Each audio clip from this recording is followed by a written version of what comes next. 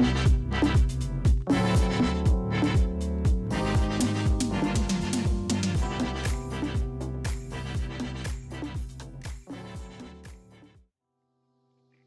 everybody, welcome back.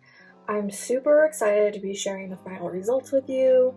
I'm very, very happy. I think it looks so pretty. I love how this corner came out right here with all the cells in it. This corner is also really beautiful.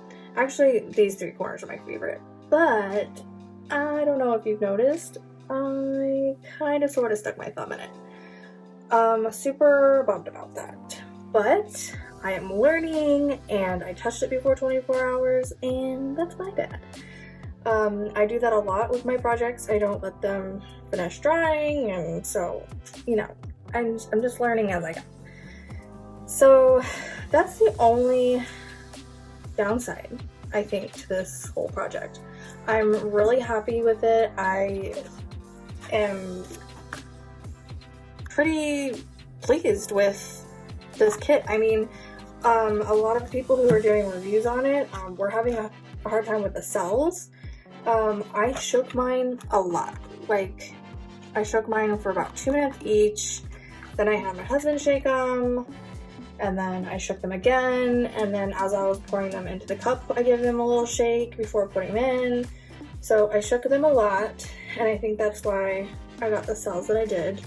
And as you saw, I did use a heat gun on it as well, and a little bit of the torch. Torch didn't do much except for these little tiny speckles. These bigger cells were already forming, so I think the shaking just really helped. So yeah, like I said, I'm really happy. It's my first painting, and I'm really happy with it. I think it's gift worthy.